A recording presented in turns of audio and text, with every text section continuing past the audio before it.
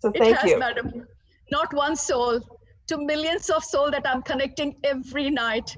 The kind of feedback I'm receiving from all around the world. It's a joy, madam. It's a beautiful love that I'm receiving through your book.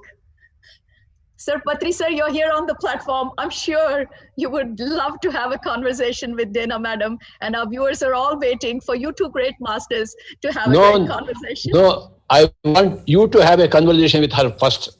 I would like to hear that. Please shoot. Begin your conversation with her.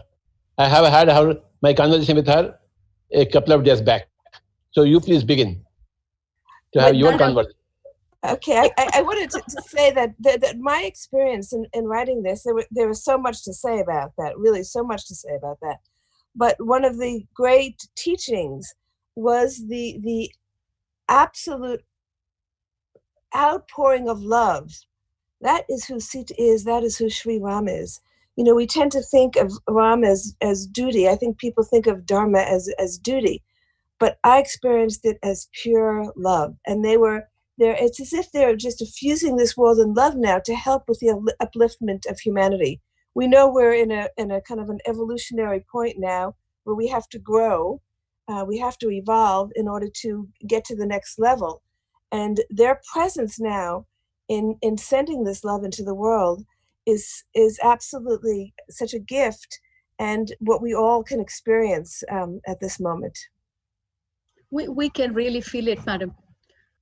Not only through book, even when we are not reading the book and we are just talking about those episodes that you have depicted so beautifully, we can live through every scene. Through you have really taken us to Treta Yuga. And on the streets that you walked in Ayodhya, I've never been to Ayodhya, madam, but through you, I feel that I have walked the Ayodhya streets. Through you, I feel that I've been to Raghunath temple. And when you were putting your head down on the ground, I saw myself in you. And I went back into Treta Yuga. I get very emotional on this subject, madam, and all my viewers know how connected I am to your book. I have no understanding why, but every time I open my mouth, every word that comes out of this book resonates every cell in my body, and I know why it is. I know all the answers, but amazing experience, madam. We just can't explain how thankful we are for giving us this jewel, honestly. And one thing I wanted to share on this platform, Madam Patri sir, please jump in whenever you want to, but I will just like to continue this. Go ahead. This is your show. Yeah. The cyclic moment of time. Dena, madam, we have heard about this yuga several times in the past. Fortunately, we all come from a tradition that we know, not all, but at least to some extent about, the Vedic text, and we do understand yoga, the yugas. But the way you have explained the cyclic moment of time, which stole my heart, and I promise, madam, the way I have explained to every viewer, they all thoroughly know what exactly you meant by the cyclic yuga. I drew pictures and I showed them because I'm an engineer by profession and I have a logical mind on one side. So I was so passionate with having that beautiful picture which showed that as we get closer to the galactic center of magnetism, I had never known that concept before, madam. The way you explained, as we move closer to the galactic center of magnetism, and what correlation that has with the yugas from Satya Yuga to Treta Yuga, to Dwapar Yuga, and to Kali Yuga. And that explained the one question I always had, madam, because I thought, why in Kali Yuga people have to be so much all outwardly? Why can't we be inwardly? What have Yuga to do with our understanding? But actually, madam, now I don't feel that guilty. I can just always say that, yes, because in this Yuga, we have moved a little bit further from galactic center of magnetism. That explains, I mean, I'm not using that as an excuse, madam, but it's such a profound way of explaining that why people in Satya Yuga were so much with that spiritual wisdom. And you so beautifully described that the nature around, you talk to mountains, you talk to rivers, you talk to streams, they all had the divine energy that they would just come out and easy to communicate. And as you keep going from Satya Yuga to Treta Yuga to Dwapar Yuga, how that bit really keeps, sorry, madam, I get very, very emotional and excited when I talk about this cyclic moment. And I have to tell you, all my viewers have expressed this, that they never had this great understanding. Would you want to say something about that, madam? Well, I want to say that many of us, most of us, lived at that time. So I think what the book does is it evokes your own memories. They may not be concrete, but as you said, you were living in the Treta Yuga. That's what happened to me. When I was writing this, I was living in the Treta Yuga, and I could see the difference in consciousness between that time and our time. And it's like I didn't want to come out because I could perceive the difference in consciousness. And the Vedic seers, it was a science. They knew from the position of the stars where we were within our galaxy, and so they could map out how the consciousness changed as we circled through the galaxy, because there's constant movement.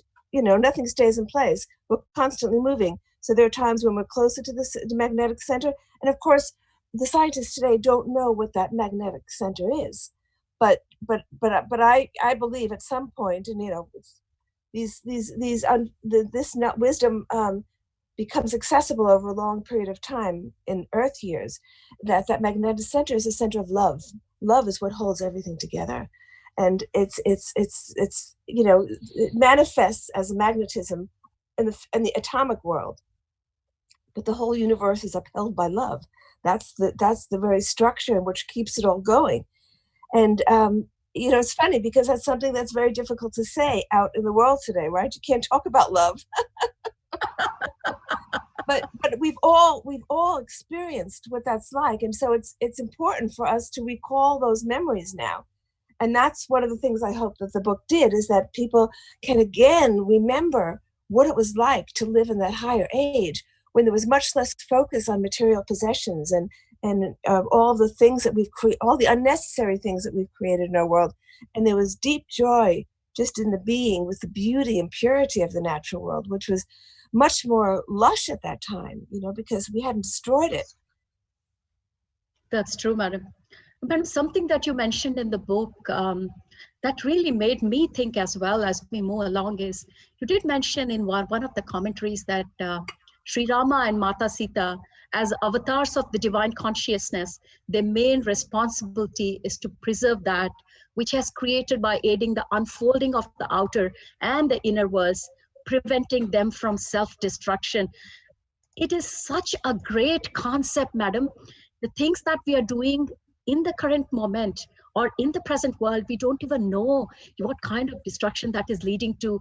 Your book has unfolded so many things, madam. Whenever I do my wisdom sharing, what I love to do is I read a paragraph from your book, and I then start trying to compare or relate, or in relation to our life today.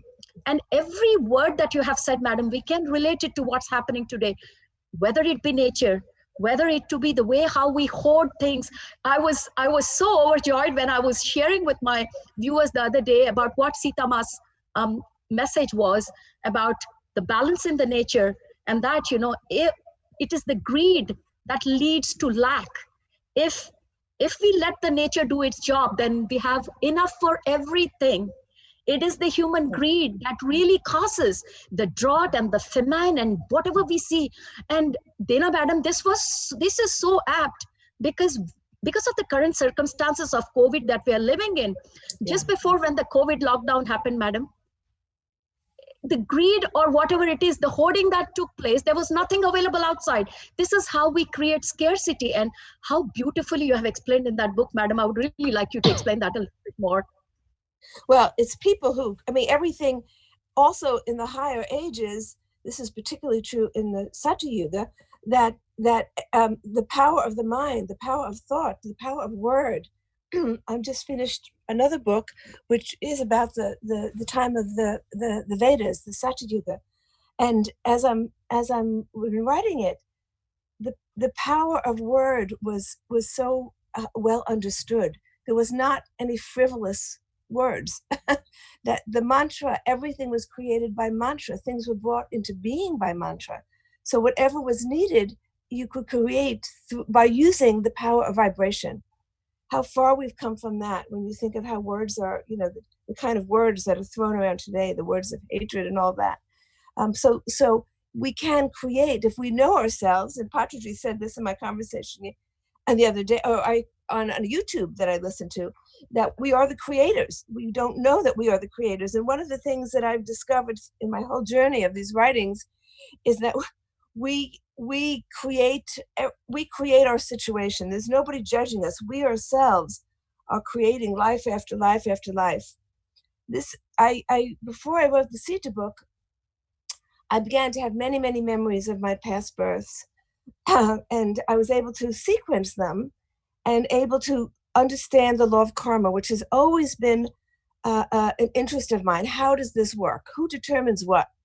And I came to see that we are the drivers of our own ship. We create everything in our life. Our past has created our present, and we are now creating our future. So we have to do it more consciously. And then when I was able to very much to my surprise to go back further in time, because in my first book, which is called My Journey Through Time, I went back 7 lives and was able to see such exquisite patterns. And I realized that if you stand above and look at your whole span of lives, it's miraculous. It's just incredible how people weave in and out. Things that you desired here come to fulfillment there. Dreams that you had there come to. It's just in a magnificent weaving, and beautiful, madam. Yeah, and so then when I went back further in time and saw myself as the servant, and I said to myself, could this be true? I mean, the first time I started experiencing my past, I was a little bit of an investigator. I would check out things historically that I had seen, and just because the rational mind does operate, And then I said, I don't know, am I channeling this servant or was I? But I lived that life. I actually lived that life of Meenakshi, and I just accepted. What does it matter? I'm in the presence of Sita. She's recalling all this for me, and so I had to just accept that. Give up my questioning, really. But I was about to ask that question, madam. I had that in my mind because I was asking you the question, which you answered me, that did you feel that you were channeling Meenakshi's energy while you were having this vision, or was it your really past life? But you've answered it so well. What does it matter? I can't say for sure. I feel like I lived that life. I actually, in writing it, relived that life. And whether I was channeling that Meenakshi or whether that had been a previous birth of mine, I can't say for sure. Madam, something that you mentioned in your book, which whenever I read this paragraph, I don't know, madam, I just can't speak words, but I just want to share that. And because I think that's got so much value as we move forward. So if you just bear with me, I want to read this, what has really blown me away.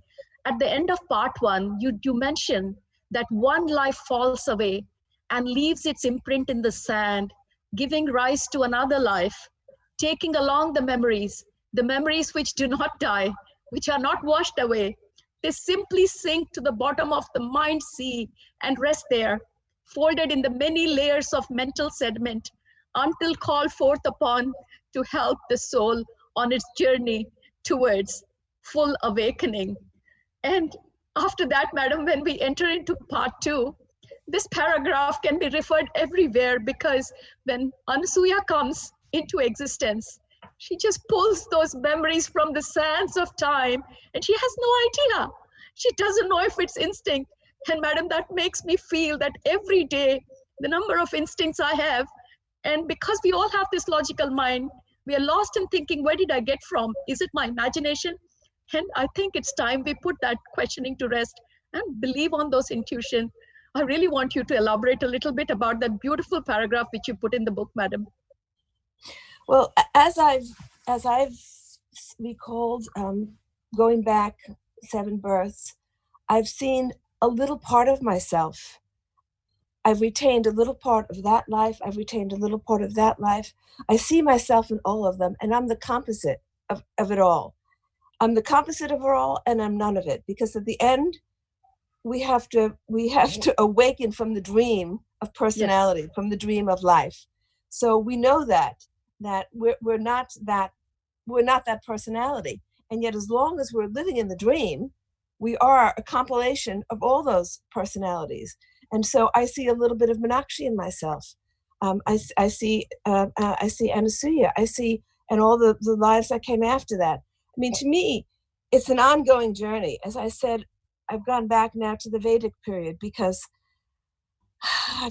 I've been living for several months now in the Vedic period by the river Saraswati.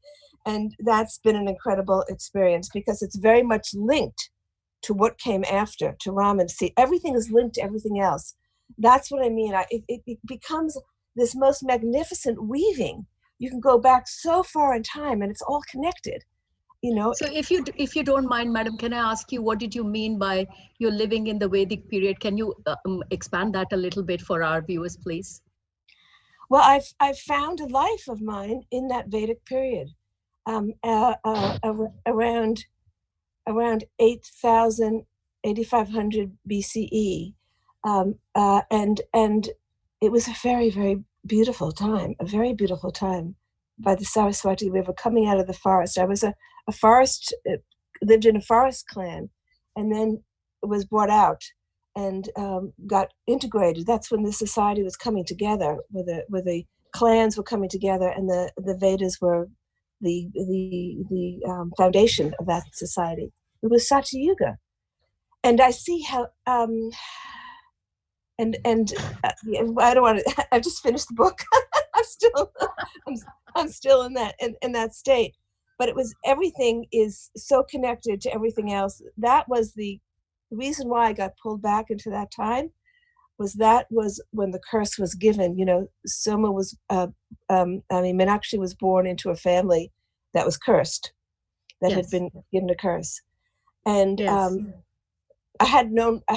when I wrote the book, I didn't know what the origination of that was, but this happened to me when I was in India. I was in Varanasi a year ago. I was visiting the Kashi Vishwanath temple, which I had visited before, but had been cleared away, and you could see all the spires.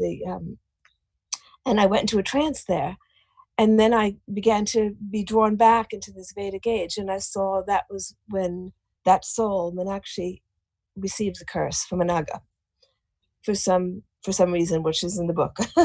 So right.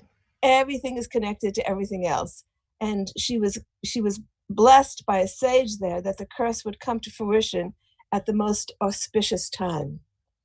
And another blessing came where she was able to serve Sita. So the curse came, but also the blessing came that she was able to be born in that particular moment into a family, a cursed family, to fulfill the curse, but the blessings of being in the service of Sita. Yeah. So madam, that shows that, you know, when you look through the tunnel vision, you do not understand the big fabric of the law of karma going through multiple incarnations. When you look through the tunnel vision, the things that may look like a curse may turn into a blessing. So, you know, I think the lesson for us is, don't just look from that tunnel of time, having narrow vision, because you do not know what good is going to come out of everything. Isn't it, madam?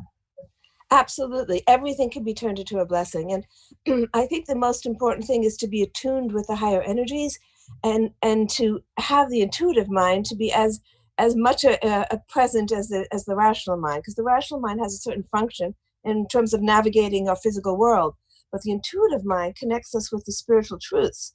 And to really understand one's life, you have to, even if you cannot have the concrete memories, intuitively know that these patterns are all working out for one's gradual awakening. Yeah, madam, I think we have lived, at least, you know, for most of us, we have lived enough through rational mind for quite some time in the near past. And I think it's time.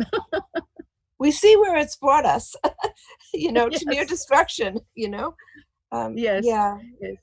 And something that you mentioned, madam, about the power of words, which you were discussing just a while ago, back in Satya Yuga, the mantras, the power of those mantras that came out of those sages' mouth, they were like the blessings and the curse for the society as well. Like they would be the binding words for the society. But at that time, the sages had like a selfless heart. It was all for the welfare of the humankind. And as they moved from Satya Yuga to Treta Yuga, slowly they could not go beyond self-interest and those little, whether you call negative emotions. So the words had power, but from where they were coming was not a selfless heart. And that dimension that you have explained, that was wonderful. And how Janak Baba came up with that self-governance, the idea about self-governance, because you can't leave everything in the hands of sages, because the thinking is moving on. Again, back to your time cycle, madam, the way you explain is as you move away from the galactic center of magnetism, people are moving away from their inner self, and hence the society, including everyone, the change. What I saw in the Satya Yuga, in my recent writing, was there was much less sense of individuation. It was much more of a collective mind. So as people lived in these small forest communities, there was a much greater sense of a collective. You did what's good for the collective, and much less I want, I need, I'm going to get. But with the over time, that individuation became stronger, and individual desires became the motivating factor, rather than what was in the best of the collective good. The collective good meaning the whole of the environment, and not just the human community. And so the ego was then being developed, and there may have been a need for that, in terms of human development. But it got to a point where such an extreme that now we see what a mess we're in, because greed is the dominant force in the world today. That's so true, madam. And I think it's the connection we have lost with nature. And Ma Vasundhara, as you have kept repeatedly saying, when you read the part 1, which is childhood of Sita Ma, one thing that comes across so clearly is what is missing in our lives today. We do not see ourselves as part of that big fabric that connects us to everything else, the part of the manifested or unmanifested world. Each one of us, we feel like we are a separate unit, a separate being. And I think there are multiple dimensions to it. On one hand, we all feel that we are so isolated and we feel lonely. But on the other hand, we are not even trying to come out of this loneliness to see that we are not alone. We are part of this big fabric. And when you read that part 1, my heart just melted, reading those incidents about when Sita Ma was less than a year. She could feel the pain of that furry animal in the forest. I mean, she couldn't even walk properly, but look at her heart. I mean, look at her connection with nature. And as we have moved along this descending arc, I don't know where we have left that, madam. I'm hoping, the hope that you have given us, that we have gone past the descending arc, and now we are entering that descending arc. I mean, I think that's one of the purposes of COVID, actually. You get hit on the head, and if you don't wake up, you get hit again, and if you don't wake up, you get hit harder. And it took this little microscopic virus to make everybody stop and pause. And, in the US, it's very painful to say, but what these meat industries are like, the way the animals are treated. No demon could think of a worse way to treat these animals, the way that they're killed and I mean, it's just horrendous. And yet, to me, it's hard to accept that human beings would do this to our brethren, And so until there's a deeper understanding of interconnection, really what that means, we use the word, but until we act in such a way that we understand it, and I think that's the crisis now. And I know that on the conversations that I'm having every day with people through Zoom, so many people are saying, okay, this is going to be the wake up. People are going to realize it. But we just hope that, when it passes, people don't go back into the old habits of destroying the environment and treating animals with such atrocities, really. We just have to pray that this is the wake up, that people, more and more people will understand. Yeah, one thing we are seeing, madam, fortunately, we are under the umbrella of such a great master Patriji, who always keeps us on our toes, helping us, guiding us to go within, deep within us. So that's a reminder for all of us. And I'm quite happy to share with you that I, along with many brothers and sisters of this world, we are really enjoying this time of lockdown. I have never been this busy in my life, Dena Madam. My schedule is like 24/7 full. And the other day my husband was saying that I had more time with you before the COVID. You must be the only person. I said, no, this is the time to go within. This is the time so much to help the world. What is your reaction, and what are you seeing around the world, madam?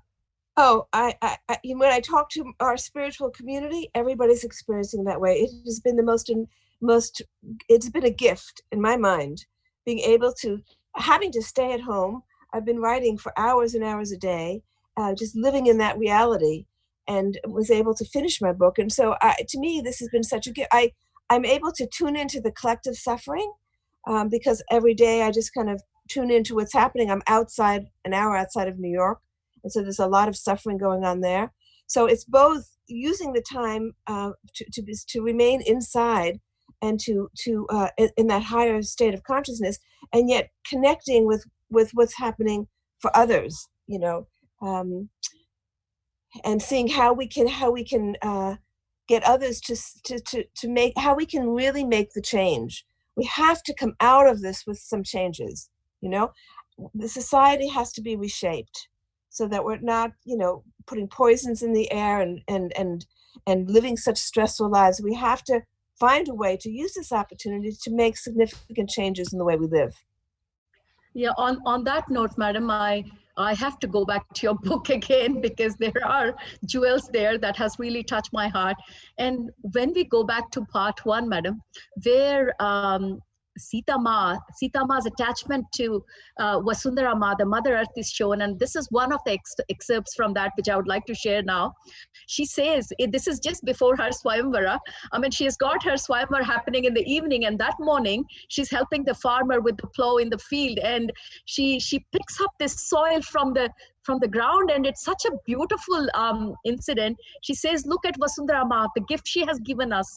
There is vital life in this soil that prevents illness, that keeps our body well, life that we cannot see or touch. As long as we keep our soil pure, disease will stay away. This is the gift of Vasudharama. And saying that, Sita Ma's face is glowing as she lifts handfuls of dark, rich soil and rubs it against her cheek, and then kiss the very dirt that gives us life. And she says, how little do we think of where our food comes from? How little do we appreciate this treasure this Vasudharama has given it to us. Madam, what a beautiful way to show that how little we have connection with Vasudharama. We are not treating our mother the way we should be treating. I mean, would anyone treat the mother the way we are treating now? And what a great way Sita Ma is telling us. If you keep it pure, then diseases will stay away. Such a small common sense is not getting through us. Could you please elaborate on that, madam? This is such a passionate one for me. I came to see, these are in the early agricultural societies, agriculture, the growing of food was a gift. It was looked upon as a gift. It was the sun, it was the rain, it was the water, the rivers. When Janak Baba was taught by the rivers how to use the river water during the time of drought. All of nature works with us. When we're in harmony with nature, nature works with us. I think that is such an important thing to remember, because we're so out of harmony with nature. So nature is not supporting us. We're talking about droughts and in the US we have droughts, in the West we have flooding in other parts. It's because we're so out of touch. We've separated ourselves so much. It's craziness. I mean, it's like the human mind has gone crazy to think this way.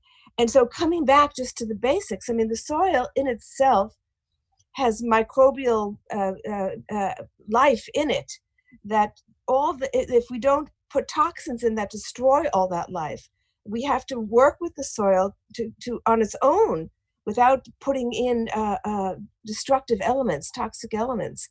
And so getting back to the basics of healthy soil and healthy water is, I think, the calling of the human community right now. I mean, that's what I mean, a dramatic shift We have to take away from industrial agriculture, and back to being in touch, being able to touch the soil, connecting again with it. I mean, I have a large garden. It gives me so much joy, really, just to forget my mind and go out and plant my plants and look at the plants and work with the plants. I mean, this is a basic thing that I think we have to get back to. Absolutely, madam. The connection with the nature, connection with the Mother Earth, we all need to revive, madam, just to go back to the basics where we came from. Madam, I would like to dawn upon something that is very dear to our Patri sir and me too, and I don't think I can forget about this.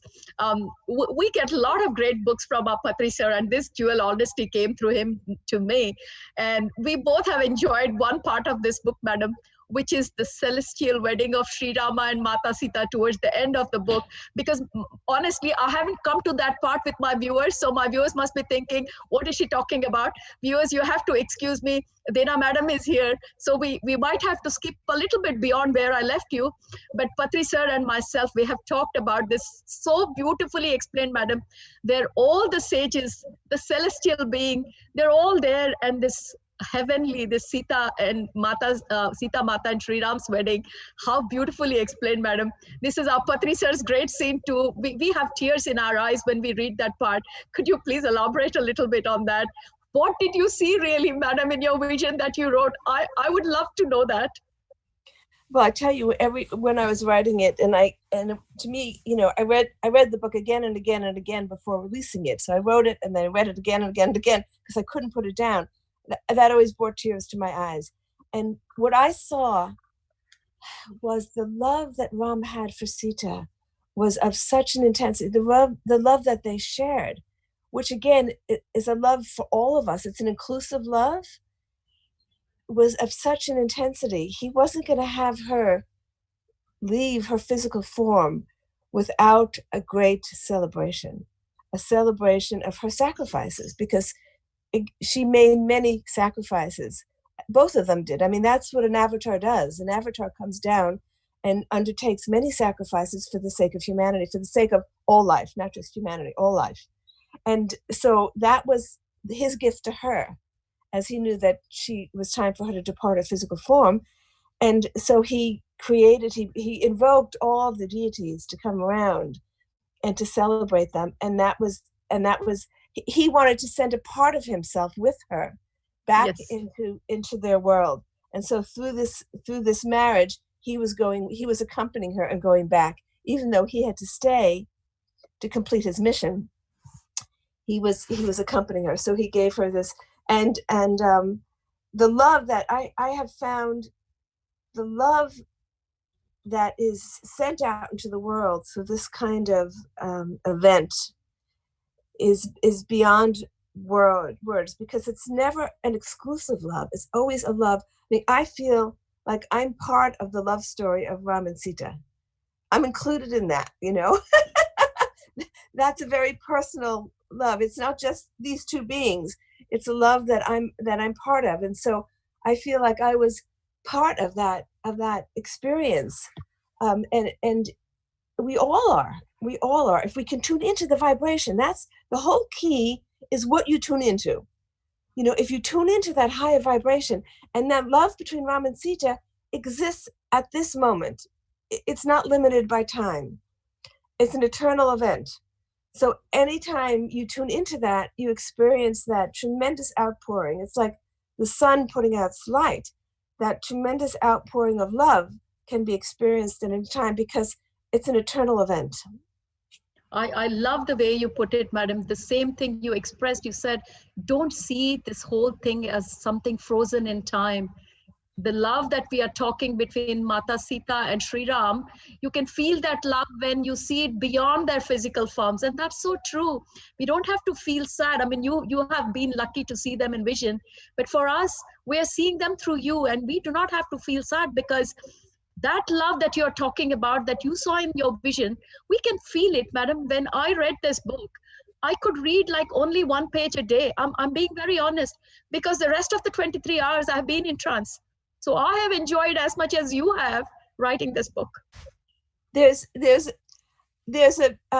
scene in my at the end of my new book, which goes back to that moment, I'm remembering the moment of that celestial wedding, and we're each able to get a blessing at that time. During that time, everyone's blessing. Everyone can ask for a blessing, and so one of Ram's attendants, who becomes a very important figure for me later, not a Ram's attendant, one of the Rajas, another king's attendants, asks me, and I'm in the kitchen preparing the food, not participating in the celebration, and he pulls me out and he says, "You have to participate in this." And I said, "But there's so much work to be done to get the food." And he says, "Everybody is getting a blessing. What blessing do you ask for?" And Meenakshi says, "He's taking our beloved Sita away." She doesn't know that she's going to go. She's taking our beloved Sita away. The blessing I ask for is that I come to see him through her eyes, that I come to love him as she does. Oh. Oh. And I feel that was the blessing given to me, because my love for Ram is beyond expression. Dada, when you say your love for Ram is beyond expression, I still remember that dialogue that you have written when, as Anasuya, or not as Anasuya, when you were having your vision at the Raghunath temple, and you were a little 5-year-old hiding behind your mother's sari, and then Sri Ram calls you, and then he has given you the blessing that, through him, you can get connection to Mata Sita and Sri Ram anytime in any life. What a blessing to have, madam. Those are things that are marked in red line in my heart. Like, what kind of blessing? Your blessing is just not limited with that one incarnation. It was a blessing given by Sri Ram. It's an eternal blessing. It's an eternal blessing. And when I've looked at my lives since, especially in the first book, when I go back, in every life, there's always somebody to provide that awakening. There's always somebody. And I think we all have blessings. We just don't see them. The other big lesson for me in the writing of this was the consciousness of gratitude, because we all have blessings in our life. And I shared my experiences, knowing that everybody, so many of us were around at that time. I'm not the only one. There were lots of people who, citizens of Ayodhya, citizens of Videha, Videha, a lot of people were around, and they all received blessings. There are similar stories. We all have such stories to tell. I remember them, others don't, but it doesn't matter. I sometimes feel that I've gotten these memories just as to show others who can't remember that this is my story, is everybody's story, because we all have stories like this, whether we remember them or not. Yeah, that's true, madam. Patri sir, that celestial wedding I know is your favorite scene. Would you want to say something about that, sir? Not only the celestial wedding, but her final leaving the Earth planet. That's a great scene. Yeah, in meditation. Yeah. In that final moment, Rama comes and joins her. Yeah. Yes. When she is departing from the forest. Yes. That, though it's described so well, ma'am, we all feel so heavy-hearted when we come to that scene. We couldn't even turn the page. I don't know how many times I would have read it again and again. It was like so difficult to let Sita Ma go, who had kept so close to our hearts. Oh, I absolutely know what you mean. I cried and cried. I have to say, I cried and cried. There were many times that I cried in the process of the book. But when she left the earth, it was, I cried for a long time at that moment. Yeah. Even though I saw the beauty of it, it was just, I wanted to hear her words again. I wanted more. I suppose that was greedy. We are all greedy like you, madam. Through your book, when we come to that part, we feel, oh my God, then what? But then what makes us feel happy is that's okay. That's not something frozen in time. Sita Ma is with us. Sita Ma is in Mother Nature. Sita Ma is in Vasudharama. And more I read that, madam, it's really sinking in with me. It's resonating with me. And I find it much easier now to understand. But the first time I read the book, it took me a long while to really accept that it was that Sita Ma was leaving her body.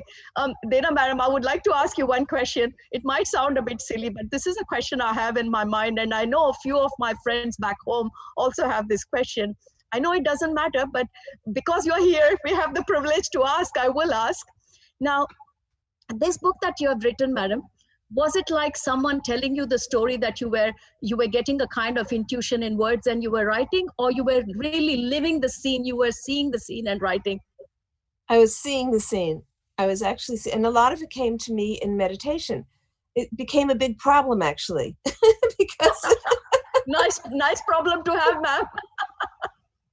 I'd sit in meditation, and as soon as I got very quiet, I would be back living these scenes, and I had to keep, and I'd be getting the conversation. I had to keep a pencil and pad by my meditation seat because I was afraid if I didn't record it, then I would wake up, I would come out and I'd say, oh, well, I can't remember exactly how it was. So I lived every word of that. I relived. Fantastic, madam. This question I always had, so I thought I better ask you before we move on. And this connection of Sita Ma with the nature, I wanted to ask you this question. I do understand Mata being part of this Mother Earth and her connection, but what about the others at that time, madam? Did they also feel the same connection that Sita Ma was feeling in Mithila? Just out of curiosity, what was the general public attitude like? Well, I think that there were other sages at that time, Sage Anasuya, who actually manifested a river. There's that story in there. So there were, in this Treta Yuga, there were quite a few sages who were helping with the evolution of society, creating the conditions where people could live happy lives. But the general population was at a simpler level. And so there was much deeper connection. I think simpler societies are very connected to the cycles of nature. But, they may have a simpler understanding. They may think, for example, the concept of the gods of Indra up there. It may be a more simplified understanding than of truly, my book that I've just written, I actually go into a lot about Indra because Indra represents the luminous mind, not a god up there sending down thunder and rain. But this higher self, this luminous mind, comes to test the sages and yogis. But to the general population, they would have thought that was the god up there, withholding and sending the rains. So I think for the general population, there was a simpler understanding of the forces of nature, deifying the forces of nature. And of course, there are spirits. The rivers, there are deities. There are nature deities. There are deities in the rivers, and Sita spoke to those deities. But I don't know that the general population would have been able to speak to those deities. Yeah. Madam, two things that kind of come out very clearly, which definitely one I knew to some extent, but not to this detail till I read your book. And the other one absolutely was a revelation. One is about Lakshmana. When Lakshmana was hurt in the battle, and how Sita Ma in her astral form comes to protect Lakshmana, and in the whole process, how she has sacrificed her living years to Lakshmana. And that is something that just came as a big revelation through this book. And it shows the generosity of Sita Ma to the extent that she's given her lifetime, more than a couple of years from her life to Lakshmana. And that was something, madam, like that came totally cold to me.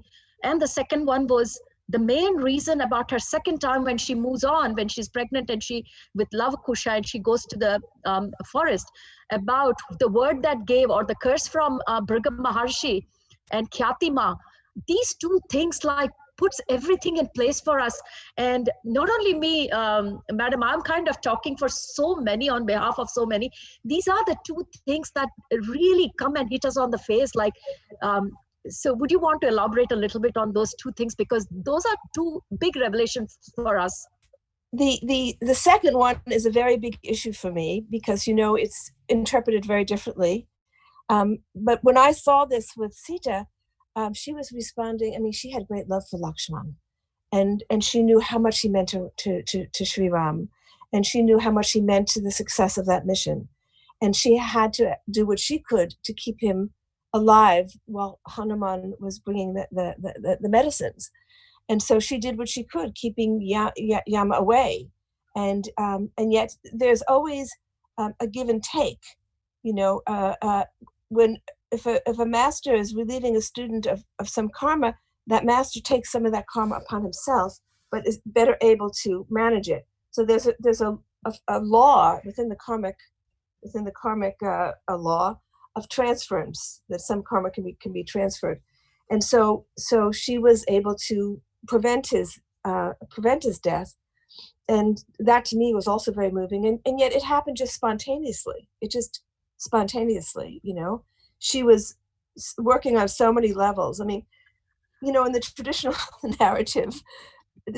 narrative, you know, people think of Sita as the victim, right? She's kidnapped and she's languishing there. When is Ram going to come? And then she's banished. It's so different. I mean, she's Narayani. She's the force of the universe. So not to recognize her own power. So that was, I mean, the work that she did when she was in Lanka in terms of weakening Ravan's power so that Ram could do what he did shows how these two principles of the male and the female work in complete harmony in a higher age. It's only in this lower consciousness that we've become out of balance and out of harmony. But the second thing about her banishment, you know, scholars say that last episode was added at the end, it's in a different meter. And yet I did a conference on Sita and Varanasi last March in 2019, and I had many scholars saying that, but then there were others who kept going back. Well, Ram had to banish her because he had to fulfill his duty to, and I kept saying to them, he's the man of Dharma. He's the epitome of Dharma. Yes. A dharmic man is not going to banish his pregnant wife who's just gone through what she's gone through. That's not Dharma. Dharma is love. The essence of Dharma is love, not some self-imposed duty. I have to do this. And so what is the best model to show your people, to show as a king, to show your people? But there was this ancient curse due to this event that happened when there were the battle between the Devas and the Asuras. That was very far back in time, where Ram had accepted the curse in order to relieve Brigu, and Sita, when she was the daughter of Brigu at that time, accepted it as well, and so they had to fulfill that. It's like the curses had to be fulfilled, but they could be moderated. You know, and his wife Kayati was able to moderate it so that it became a partial separation. And there were many benefits that came because her sons were able to grow up with love for the forest life, and she was able to be their main teacher. Whereas had they been in the palace, they would have been sent away, you know, to study. So they received so much of her energy during their main growing up years, which they were able then to use when they became the rulers of the kingdom. That's true, madam. So it became a beautiful time in there. Even though you feel they're longing for each other, it also became a beautiful moment because they were each able to fulfill what they had to do. And then the part that I love so much is when Sita looks up and she sees that Brigu has received moksha. He's, you know, the time of the curse is over. And so it was the love for that sage, the love for sage Brigu, to be able to help him fulfill what his words had spoken. Again, it was a time when the power of the word was such that it manifested. It had to come into, it's like you send a vibration out into the air. It's like a law of physics too. what you put out comes back, right? And when you send a That's true. vibration out, it has to find its fulfillment. Thank you, Madam. Madam, at this stage, I would like to bring in one of our PSSM masters who's doing a great work at the moment, trying to, or she's just finished translating your book in draft form in Telugu. This is one of the dialects in India. It's from Andhra Pradesh, called Telugu language. And this is Madam Swarnalata Madam. So just to give a little bit of introduction, Swarnalata Madam, she's been meditating for 23 years and she's a great meditator. She has done great work in translation. She's translated over 40 plus books into this Telugu dialect. And that includes Linda Goodman's books and Karma and Reincarnation, books by Torkam Saryadarian, and Buddha by Howard Curtis. And now she finds herself so lucky or so fortunate that she got the opportunity to translate your book, The Untold Story of Sita, in Telugu. And not only that, Madam, she has come all the way. She's in a small country town at the moment where the internet is not that good. And just to have this conversation on Zoom with you, she's come all the way to Vijayawada. So I will ask Swarnalata Madam to share some of your experience, or what feelings did you go through when you were translating Dena Madam's book in Telugu. Swarnalata Madam, over to you. Namaste, Madam. I'm honored to meet you. Thank you. Shall I call you once as Meenakshi? You can. Dear Meenakshi, I'm very happy to be with you. And all through the days, I am with you and with Sita and with everyone on the book. Even in my sleeping state and in my awakened state, I am with you only, with Sita and with Rama, and everybody is surrounding me. They are with me, and I am not at all there in those 20 days with me. Those fellows, they came, they wrote, they went away, and they told, they corrected. I don't know what has happened. I'm just there as an alive body. That's all. The energy, the thing, see, the emotion. I can't say emotions, the love, the deeper love. I felt it. And one more thing I have to say, the love for the earth, it is there from me, from the beginning of my life, it is there. I don't want even anybody to keep pesticide on the earth. Everything. Yes, it reminded me. I think I relived my life with that Sita in that nature. I'm very thankful to you to give me this opportunity, especially for Patri sir, for giving me this opportunity. Throughout my life, I'll go on his feet. Thank you. I'm so very grateful that you're translating the book so people will be able to read it who don't speak English. I really cannot express my gratitude. I mean, my hope is that people, as many people as possible today, feel this love from Ram and Sita that's continually pouring into the world, and that we have to tune ourselves into it in order to experience it. So thank you. Thank you. Madam, we have also got another great meditator. Her name is Kavita Gupta, and like how Swarnalata Madam is translating into an Indian dialect called Telugu language, Kavita Madam, she's continuing with translating your great book in Hindi language. So just to tell a little bit about this Madam, she's a great meditator, and she's a role model for other women in the community. She has received great accolades for her entrepreneurship and social work.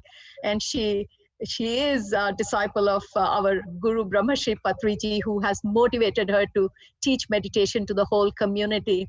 So I'd like to invite Kavita Madam onto the platform.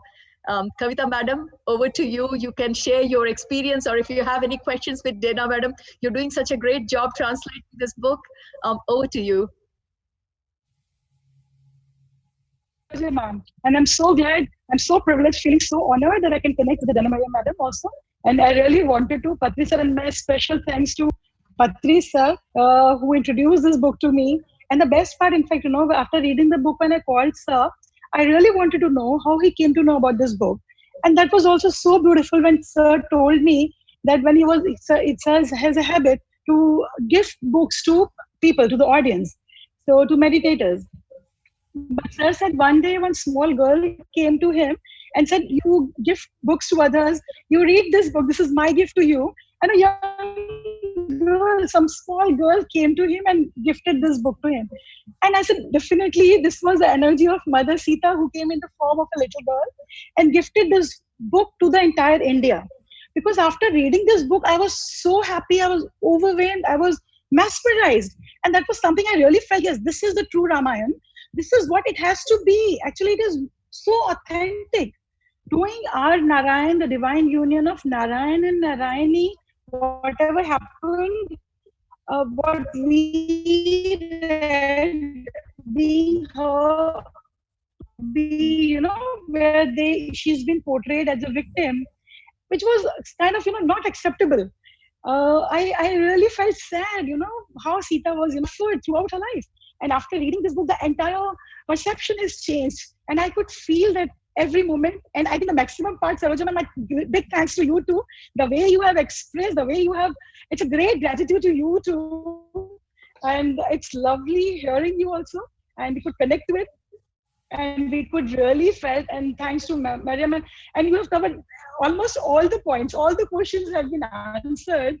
Like whatever I was thinking, for me too, the best part of the book was the celestial celebrations, and that was out of the world. I could really felt connected, and every moment I really feel as if I was also part of it.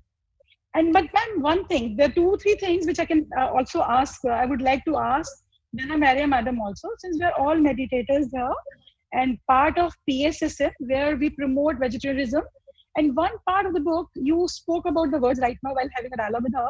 You spoke about the words, the power of words, how it, matters, our thoughts, our words.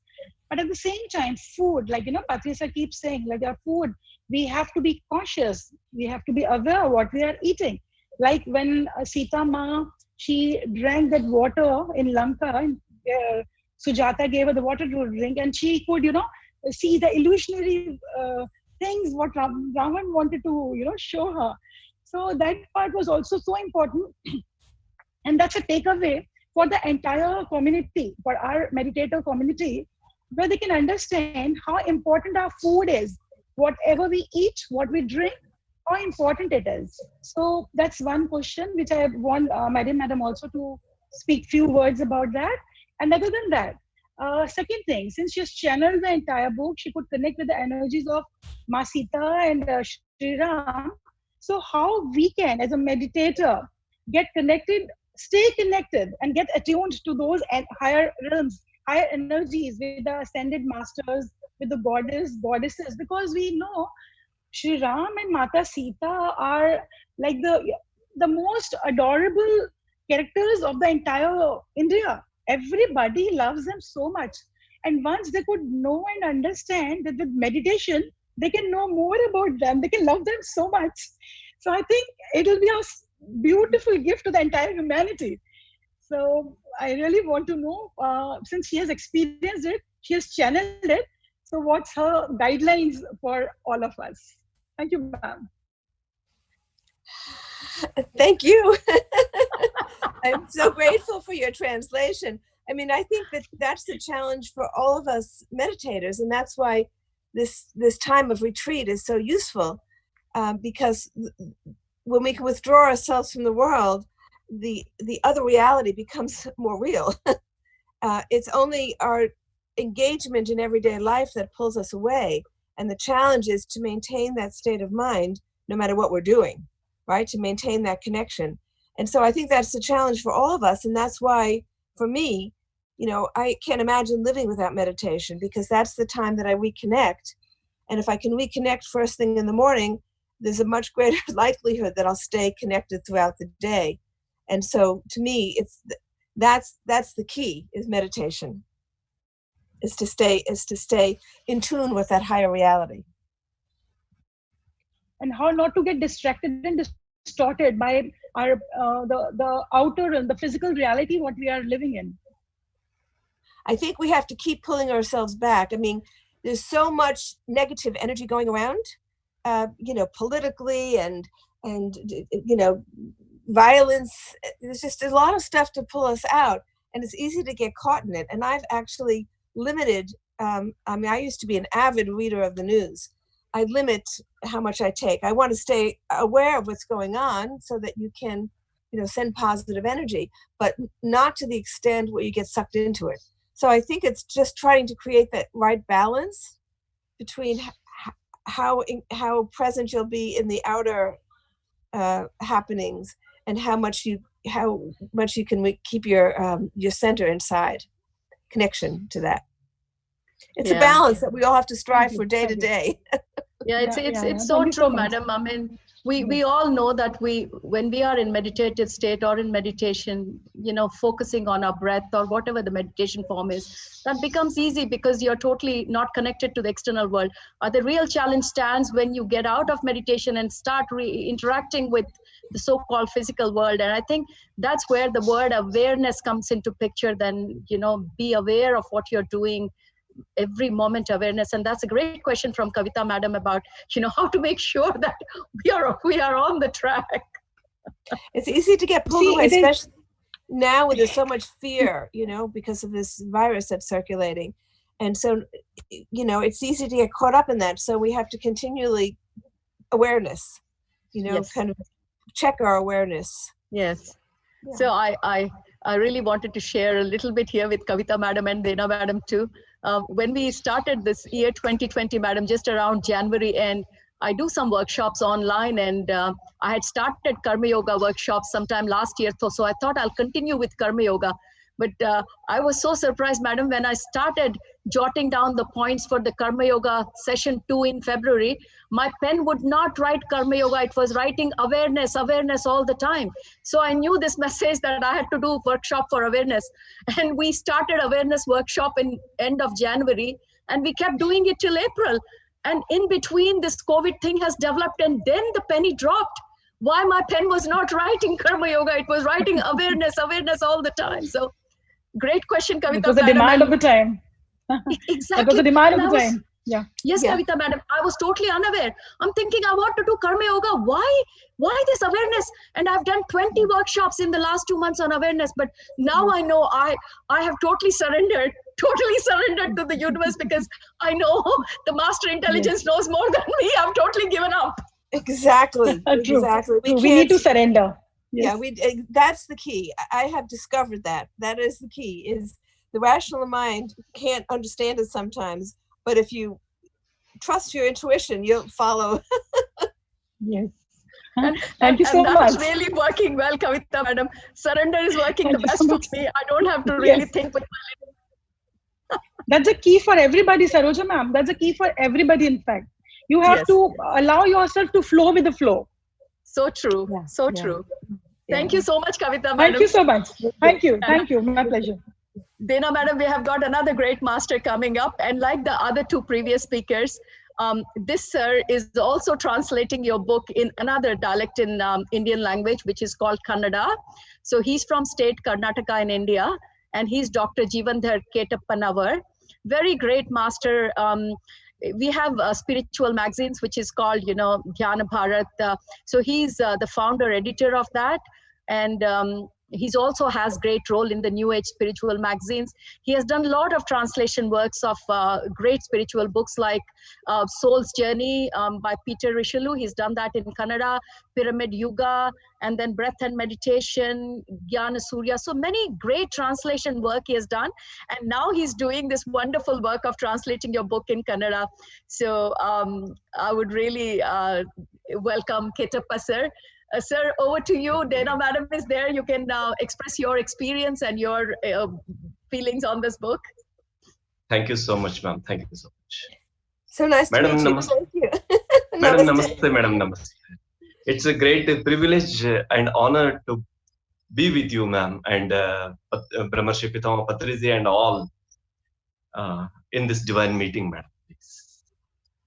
And really, to go through your book is itself a wonderful journey to us, madam. Thank you for that great journey you have provided in our life. And we feel great shift after that reading that book, madam. And thank you for bringing this book on the planet Earth, ma'am, please. Thank you so much, ma'am. Thank you for translating. Yes, ma'am. And my earnest feeling is, madam, one should read this divine book as a minimum eligibility to be in public service. What do you feel, ma'am, please? Because in every aspect, from small work to big work, because there is no difference between any work, but how to give the service, how to render the service to the planet Earth, every guidelines are there in this book, madam, what I feel. Everyone should go through this book. Everyone should. I feel. Thank you very much. I think that both Sita and Ram, but their life was the example of service. Everything they did was service. Everything they did was for the benefit of the whole. And to me, that's the purpose of them coming to Earth, is to be models for us. So, in the process of writing this, I've always been, a lover of nature, but I became much more conscious of how even just paying attention, being aware, as we just discussed, being aware was being in service to the natural world. And I think we have to expand our sense of community to include everything, to include the natural world, not just the animal and plant life, but the rivers too, the rivers and the mountains, the whole. We're all one. We're all connected to everything else. So we can be in service. It so much has to do with our thought and our intention. Just by feeling love toward a tree or the natural world, that's being in service to to this whole thing. To me, the greatest service is bringing that feeling of love into every place, into every interaction, whether it's with a human or whether an animal or a plant or the sky or the sun. I mean, I'm much more conscious of expressing love to the sun and to the moon these days, because we should have such gratitude, for the service they provide. Yes. So, to me, service is expressions of love. How do we express that love? Really. Yeah. Thank you so much, Ketappa sir. Yeah, sure. Go ahead. Yes, please. Ma'am, the changes in you before writing the book and while writing the book and after writing the book, what do you feel, madam, actually? Well, it was like Sita opened in me a spigot of love. She opened something in me. And so the experience was one of tremendous spiritual growth, actually. I say to myself, as many of you are saying, I was different before the book, I was different after the book. There was a sea change in my consciousness in the process. And there were so many aspects of that, as we've been discussing. But when there is deep love, one wants to be in service. It's not a forced thing. It's a natural outcome of that. Yeah, and to live in that state. And so, I've taken this love, this Ram Sita love, as my aspiration. That's what I want to manifest on Earth. It's very simple. What I want my life to be. It's all become very simple. I want to be a manifestation of that love that Ram and Sita showed to us. And that's how I feel. It's a very personal thing. As I said before, this experience of love with Ram and Sita is toward us. I mean, I feel like I love Ram as Sita did. I love Sita as Ram did. And so being part of that circle of love is the greatest joy that one can have and the greatest thing to aspire for. So to me, that's what my life is about now. Okay. Kindly bless me, madam, to bring this book in the same vibration level, please. In the same vibration level. I will ask Sita to bless you, to bring the book, bring her message to your translations. Thank you so much. Thank you so much, Ketappa sir. Yes. Thank you very much. we have questions from the public that they have given us lovingly, so that we could ask you, Dena Madam. But before that, I would like to ask Patri sir. Sir, would you like to say something before we move on to the public questions and answers? Yeah, I have a few questions to Dina ji. I want to know about her parents and her childhood, which she experienced, about her parents and her childhood, please. Okay. My parents know very little about me. My family knows very little about me. They don't know that I write books. I grew up in a very secular Jewish home that was very much devoted to the arts. My father was involved with the arts. He was a businessman. He started a business. He brought all his children. I became a writer there, and but he was a very loving man and continually always encouraging me to write. And it was because of him that I got involved in the interfaith world. He was a good friend of the Secretary General of the UN, Kofi Annan. And when I became when I was young, I always had a spiritual desire, but my family was secular. And so I kept it to myself. I used to sit at night, even as a child, before going to bed in prayer, but I didn't have the words. So it was my kind of like few minutes of meditation, just speaking out to the beloved. And I also saw the divine and feminine form, the divine mother. I always was searching for the divine mother.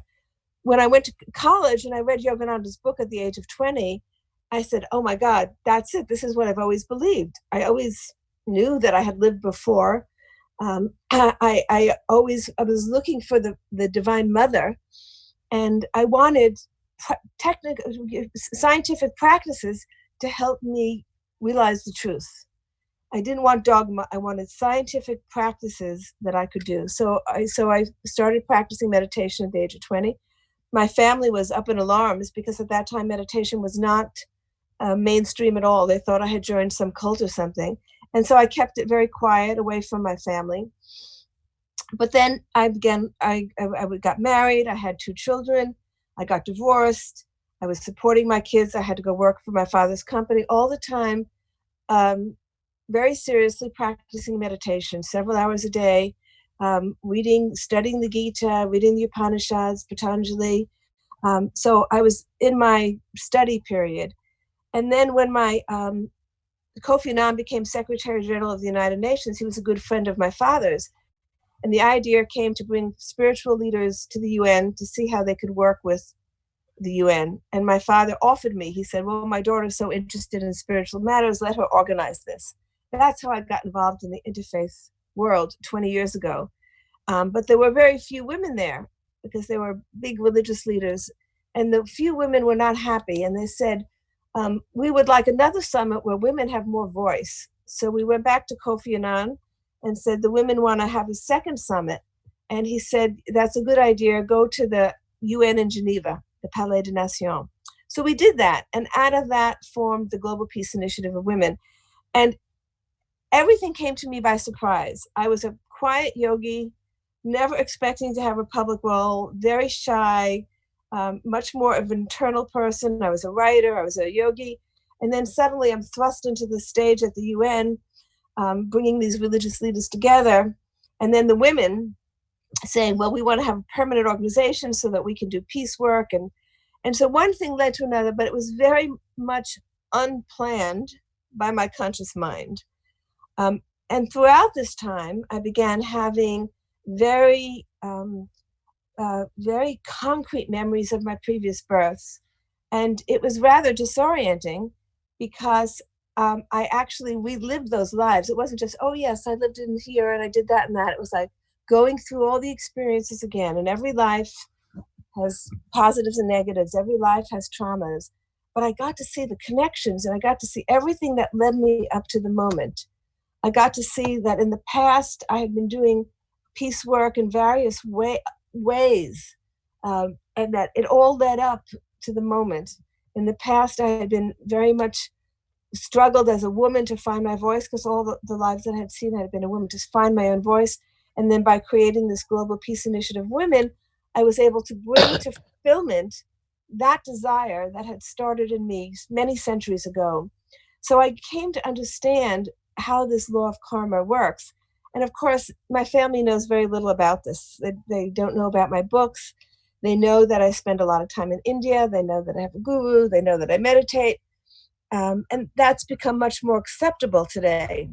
So they just know that, but they don't discuss it. I would like to know your experiences in meditation, especially meetings with yoga and the Paramahansa, if any. Yogananda. Well, in my first book, Journey Through Time, you know, as soon as I saw Yogananda, and somebody handed me his book when I was in college, I recognized him, and a deep love awakened in me, and I wanted to take Kriya, but there's a whole organization, and you had to wait and all that. But I had an experience where Yogananda came to me in a dream and initiated me into Kriya Yoga. And then, of course, I also did it through the organization. But I've had many dreams of Yogananda. My relationship with him is very personal. It's outside of the realm of the organization. And then when I started remembering my previous birth, I had been born in Russia at the turn of the century, and I had been a refugee during the revolution and found myself in Europe, in Germany, when he was going back to India in 1936. He took one trip back to India in 1936. And he was giving a talk, and I briefly met him in 1936 and then I died soon after. But as soon as I met him, I met him in that life, and I had a desire, because I had come across the Gita in that life, and I was studying the Gita, and then I met him, and he was going back to India, and I wanted to get to America because I knew he was based in America. I very much wanted to get to America to learn meditation from him, but I got sick, and he came to me in a vision when I was sick, and he said, "I'm coming to take you to America." The war was raging, and it was very hard to get out, and I waited and waited for him to come to take me to America, and then I died. And as I died, I remember that death. When I died, he came to me and he said, I've come to take you to America.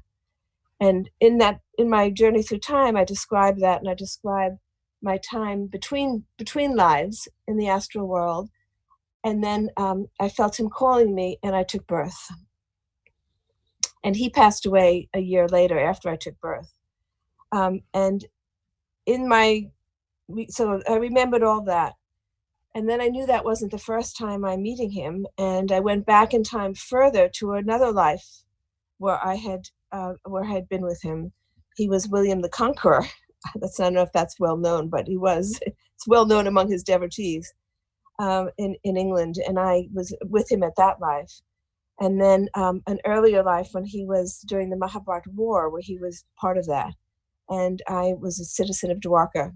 This is all my history. Wow, so I met him at that time briefly, very briefly, just moments. And, for many, when I was 20 and I recognized him and realized he was my guru and that he had left his body, it was a very great sadness for me for many, many years. All my friends were running off to India to find their gurus. They said, you need a guru in the body. And I said, well, what can I do? My guru's not in the body. And then I realized it took me many years of meditation to realize it's an internal relationship, not an external one. The relationship with the divine beings is an internal one. You don't have to be in their physical presence. And that's with Sita Ma. It's an internal relationship. Did you meet Lahiri Mahasaya, Yukteswar Giri, and Mahavtar Babaji? I have had an experience with Babaji, yes, which is probably the most precious experience I've ever had in my life, in this life. Yeah. Please. He's my. I have such love. I said I don't distinguish between Babaji or Ram. To me, the love is the same. I have such love for him, for Babaji. I think of him every day.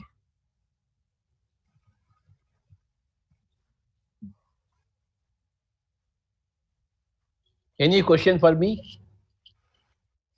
Tell me something about you. Yes. I don't know about your past. Tell me something about you. I am a spiritual scientist. I read all the spiritual books from a spiritual scientific point of view. And I became enlightened because of that, my view. And I collect everybody's experiences. I teach meditation to everybody and collect everybody's experience, and that gives me a lot of knowledge. I am not a third eye master. I don't have any experiences in meditation. But I can understand everything about meditation. That must have come to me from my past lifetimes.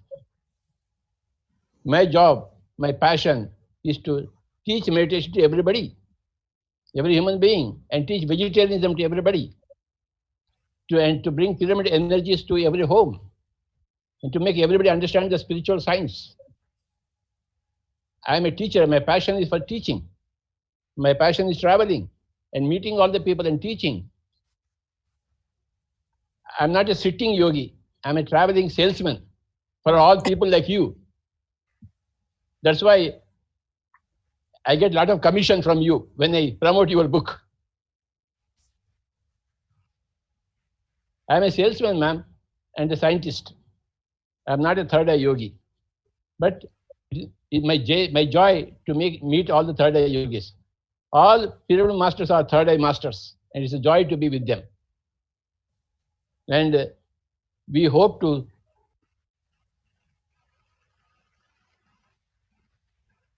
see a heaven on this earth planet within 10 years. That is the target. And this book, the Untold Story of Sita, I would call it as the Bible of PSSM. It has been my dream to get a beautiful book as a Bible.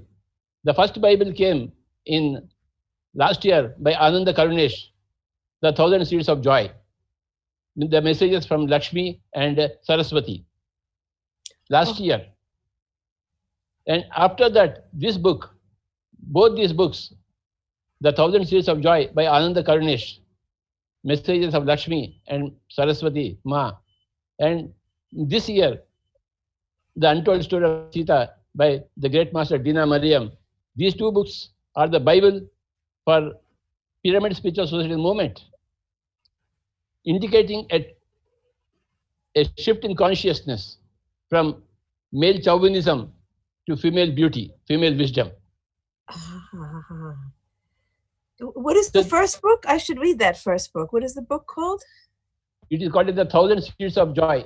1,000 Seeds of Joy. By Ananda Karunesh. 1,000 Seeds of Joy. Okay. Where messages came from Lakshmi and Saraswati. Okay, I'll have to get that book. And in that book, Lakshmi says something when she was born as Sita.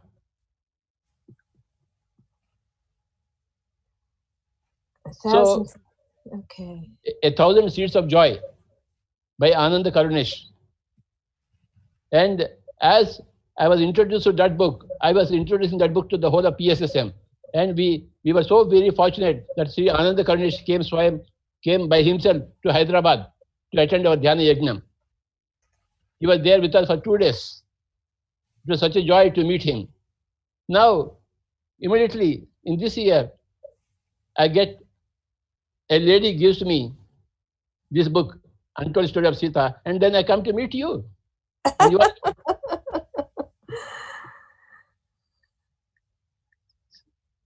PSSM, Pyramid Spiritual Society movement, has been built by me for the 40 years. We have got thousands and thousands of masters, third eye masters in our organization. They have all done a lot of work. They have written their experiences. They have translated books from other languages.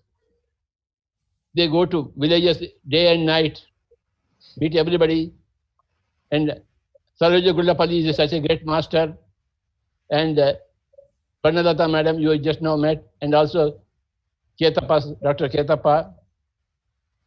We are so very happy that in the year 2019 and in the year 2020, we got two wonderful books, which I will call them as the Bible of PSSM. Messages from Lakshmi Ma and Saraswati Ma and Sita herself. So we are very, very grateful. We deserve your books. See, we are not ordinary people. That's why we got you. We have great pride in ourselves that we are not ordinary people. We are all great yogis. We have come here to purify the earth, to enlighten the earth, to remove all darkness, all the violence, all the killing of animals. And my resolve for myself is, I will stay in this physical body another 70, 80 years to see that the last person also becomes a vegetarian. That is my resolve for myself. Yeah. This is a small thing about myself, ma'am.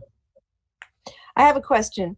Yogananda also was very strong on the vegetarian issue. So from an early age, both meditation and vegetarianism were two pillars for me.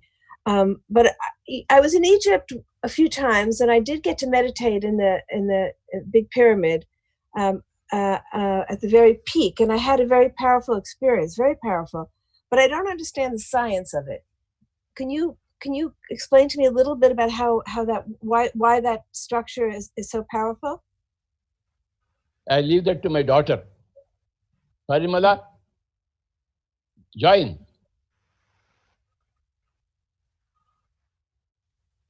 Is she there? I don't know. Anyhow, this is the subject of sacred geometry. There are two types of geometry: asymmetrical, symmetrical geometry. Asymmetrical geometry has got less energy. Symmetrical geometry has got more energy. And among all the symmetrical geometrical structures, the pyramid has got the highest. And among all the pyramid angles, the 52 degrees angle has the highest energy as far as Earth planet is concerned. There is so much research going on all over the world on pyramid energies. Now we have got hundreds of scientists working on this pyramid energy. I came across a book, The Secret Power of Pyramids, in the year 1982. Before that, in the year 1980, I read the book by Dr. Paul Brunton, who spent one night in the Great Pyramid, Egypt, in the King's Chamber. Dr. Paul Brunton is the person who introduced Ramana Maharshi to the whole world. Yeah. And he spent one whole night in the Great Pyramid, Egypt. So there he had wonderful experiences, beautifully written in the book, A Search in Secret Egypt. So that was my first introduction to pyramids in the year 1980. Then in the year 1982, I read a small book, The Secret Power of Pyramids by Bill Schull and Ed Pettit, two American masters, scientists. So then I was hooked onto pyramid energy. I did my own experiments with the small pyramids, keeping put a tomato inside the pyramid and then a tomato outside the pyramid and seeing the effects of it. So I replicated all the pyramid experiments in the year 1982-83 using small cardboard pyramids. Then in the year 1990, we could construct a RCC pyramid, 30 feet by 30 feet in my place where I was working in Kurnool. And that is the beginning point for this pyramid spiritual society movement. Now it is worldwide. Now there are 20,000 pyramids in 20,000 villages. Amazing. Yeah. And pyramids are wonderful things. Just the other day, I heard a small experience about the pyramid power. One guy lost his cell phone. It was found in the water for one day. After two days, he removed the cell phone and he kept it in the pyramid for one day. It started working again. Really? Wow. Only 2 days back, I heard this experience. So in my 30 years experience, I've heard many, thousands and thousands of experiences of healing, of preservation, of meditation, whatnot. And I am only one person in the whole world. There are so many persons like me who know everything about pyramids. Pari, Yes. My daughter is there. Continue on pyramid energy. Yes. Thank you. But first, before I say anything, I'm very, very grateful. We are watching this live. Everybody is watching. There are 100 people right now, 111. I just saw people watching. It's incredible. Thank you so much for Saroja Madam, Dena Madam, and Patriji to come here and do this for us. So pyramids, as the name Pyramid Spiritual Society's movement, pyramids has been the biggest influence in this whole movement. Because of the sacred geometry, as he mentioned, and the power. I mean, this is a very ancient technology that has been used in all the civilizations that we know: Atlantean, Lemurian, Sumerian, all the civilizations, and also been found in all other planets around the universe. And significance, it was found on Mars, Jupiter. In fact, there are photographs on NASA website. If you really dig deep, you will find these pictures which are not being commercialized. Interesting. So interesting. Wow. Yes. And so the technology basically is works as an antenna to draw in the cosmic energy and create scalar fields, torsion fields, to amplify the prana, the orgone, or the chi, whatever we call it. And it has amazing benefits for meditation amplification, that for the experience amplification. People have known it for preservation. It was, and by the way, Giza was never found to host tombs or mummies in pyramids. Right. So the technology is basically to harness this cosmic energy and act as this antennas to be portals, different portals to switch, access different frequencies, dimensions. And I get it. Yeah. And as he said, there are thousands of people who have experienced this, not just in our movement, but across the world, and have documented the evidence of it. So so this is one of the most scientific part of the movement, because we are teaching spiritual science, and the science comes in when we talk about this sacred geometry. You said it very well. Now I get it. Look forward to meditating in your pyramid. Yes. And Pari, tell about yourself. Where you are born and all those things. How you grew up. Yes. I'm gonna keep it short because we are almost at the end of the call. But I wasn't prepared for this. I wasn't prepared to be on screen. So I was born in Hyderabad to my wonderful parents. And then I grew up, I literally grew up. When I was born, I believe he was already in the path of his pursuit of purpose. He was already awakened, and he started teaching meditation. So as I grew up, I grew up learning about meditation. I grew up learning about the spiritual science. That was something always around me. And then we went to this place called Kurnool.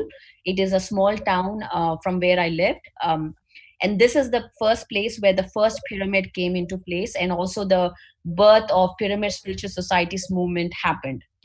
And so I literally grew up, my home was this pyramid. So we meditated. My mother is a big serious teacher and serious meditator. So she would conduct workshops for everybody who would come there, for hundreds of people, with mauna for a period of time, and also meditating like 10 hours, 12 hours, 16 hours. Wow. Yeah. So I grew up in that environment, and that was it was a very challenging thing, but also we enjoyed doing that as children. It was very something that we always look forward to, on the other hand. And so one of the things that, as he mentions, all these principles about reading books, vegetarianism, basically how I took up vegetarianism is that we all have free will, and we do not have right to interfere in others' lives. It is not about right or wrong. It's just about the choices that we make in our lives. And not interference was one of the biggest principles that he taught us. growing up. So, well, I grew up learning from different masters. Like, as you see, one of the biggest thing that PSSM and Himhe promotes is that we must listen to every experience. We must give the same value to any experience coming from every master. And that's one of the being the motto of every pyramid master here, is to share experiences. It's given the prime most importance, apart from reading books. Sharing experiences, reading books, and celebrating, like being in the forest. Like, he would organize hikings in the forest.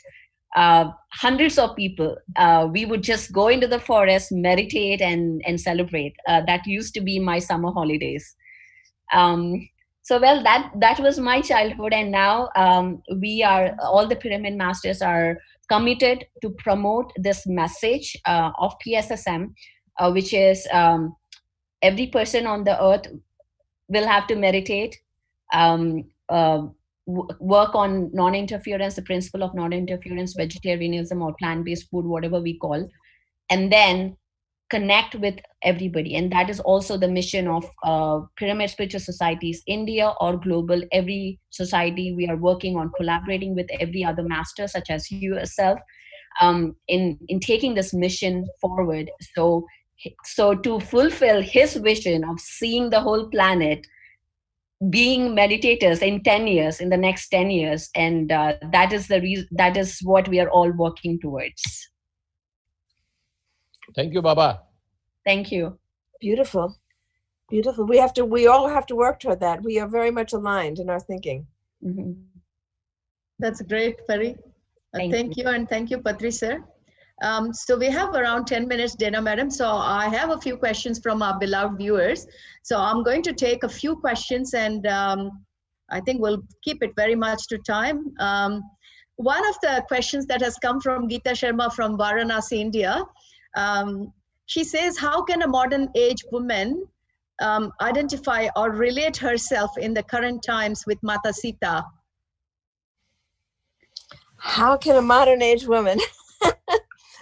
Well, I think, Sita demonstrated great strength, great love, great compassion, great strength. And I think the qualities, a complete balance, really. To me, the relationship between Sita and Ram is a model for all of us in our relationships. This harmony and balance between the male and the female, where one is not overbearing, not the male or the female, because there could be a reaction where the female also is reactive to some of the repressions that women have gone through, and that's not healthy either. So how do we get over that and become strong and confident? I know it took me many lifetimes to be able to come into my own as a woman, to find my voice as a woman. It's been a long time in coming, and I think that's been a challenge for women. I think things are accelerating now, and things have opened up. But we also don't want to lose the special qualities that women have, the special gifts that women have. I think that women do have special gifts and have a special role in the healing of the planet right now. I have found, we go around extensively, until this COVID situation, talking about healing the planet. And inevitably, more women come to these gatherings than men. Women seem to be much more in tune with what's happening with the planet. Just generally speaking, it's always hard to make such fast statements, but I find that women feel connected to the earth in a special way. And so I think that we have a special role in this upcoming cycle, and how we can help with this transition. And so how to take Sita's message and really have the strength to manifest it in all aspects of our life. That's what we all have to try to. Each one of us will find a different way, I mean, for a woman just with a family, it's the food you put on the table, not just being vegetarian, but also healthy food, organic food without pesticides, clean food. There are many ways that we can manifest Sita in our lives. That's great. Thank you, ma'am. One more question we have from Melbourne, from Madam Navina. She says we have entered into Dwapar Yuga as per the time cycle that you have shown in our ascending arc. Going forward through these times, what do you think would be our relationship with the nature as well as our spiritual development? Well, there is definitely a spiritual awakening taking place on the planet, as you know, because of all the spread of meditation. There are other tendencies too toward this, development of artificial intelligence and how that could have it could be a positive force in helping us relieve us of some jobs, but it could also has dangers. And so we have to, in other words, the technology has developed faster than human wisdom. And so the Dwapara age is also called the electrical age because of the understanding of electrical energies. Treta Yuga is considered to be the age of understanding of magnetism, how magnetism works, and how to use that power of magnetism. So in this age, we will be advancing technologically very quickly, as we see. I mean, how quickly things change. But we have to develop the accompanying wisdom to use this technology well. And so I think, and that is a challenge because we could very easily, as a human community, destroy the natural world. We're kind of on the edge there. And so I think this COVID situation is kind of a pause. It's like, think clearly the direction you want to take. So I think the awakening of our love for the natural world and care for the natural world is of utmost importance right now as we move into this technological age. Thank you very much, madam. I think we'll take one more question. Dr. Karthikeyan, I think he's here on this platform. Karthikeyan, sir, would you like to ask your question in person to Dena, madam? Yes. Yes, thank you very much. It was a very enlightening and elevating discussion today from all of you. It was very beautiful. In fact, I came across this book only recently. I just gone through. I'm so impressed by the love, the need for gratitude and love for all, for the earth and all the plants and animals. There was one thing which was there. And I'm happy that Madam Dena is also associated with the Kriya Yoga. Is all my, and Swami Dayananda Saraswati interfaith movement. These are all, to me, having born in a village, myself going in a farm, what she has said is absolutely true and more relevant today than ever before. We have to respect the planet, otherwise where we are going to end. I only want one small question. I am neither an expert in Valmiki Ramayana, or even I have not gone through the entire book or the new book also. I just want to ask, madam, is there any conflict or any difference between Valmiki Ramayana and this book? One. Number two, because you have said it is another Kanda of Valmiki Ramayana, and it was written much later by a different author.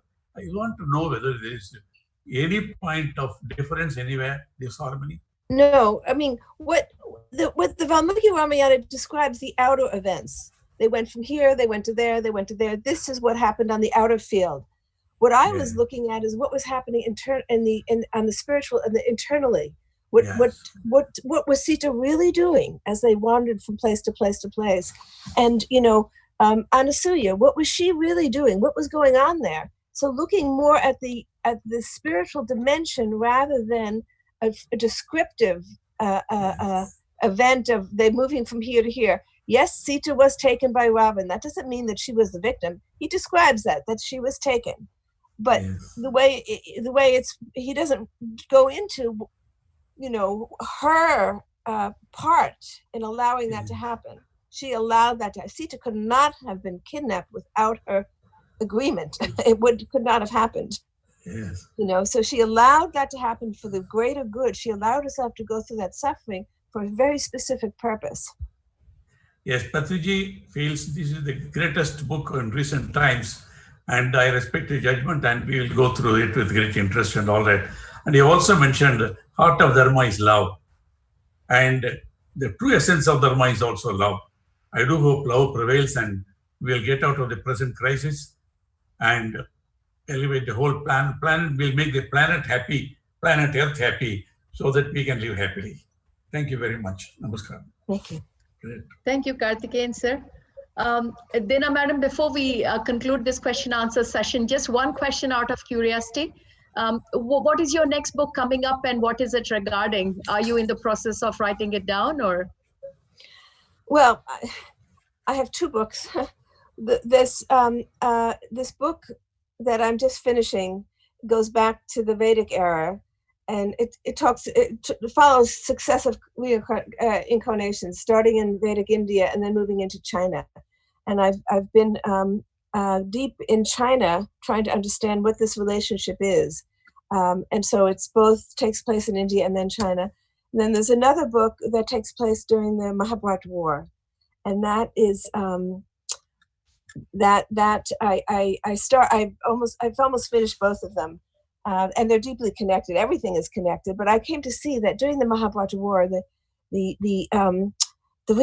real function of Krishna was to contain those weapons, which were mantra weapons, and that was the end of the use of the mantra. After that, they were withdrawn, because that could have devastated the planet. That war where those mantras were used. What are the Brahmastras? These are weapons that could, like atomic weapons, that could destroy everything, but not through a physical process, but through a mental process, through the use of vibration.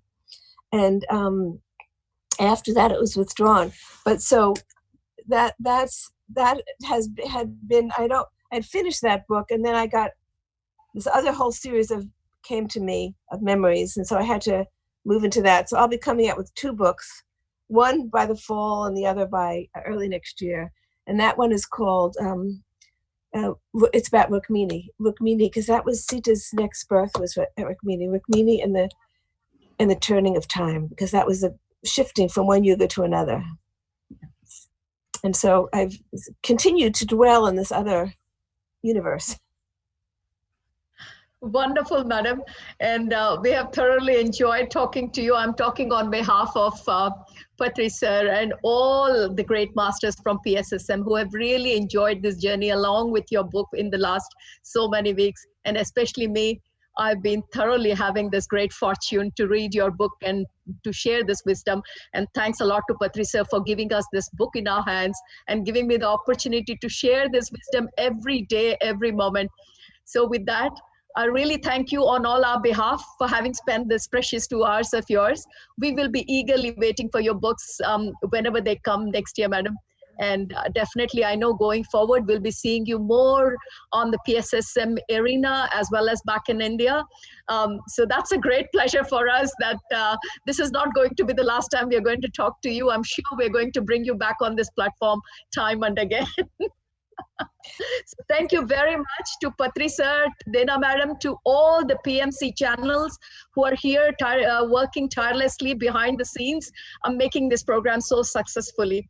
Thank you very, very much. May you all stay well and healthy.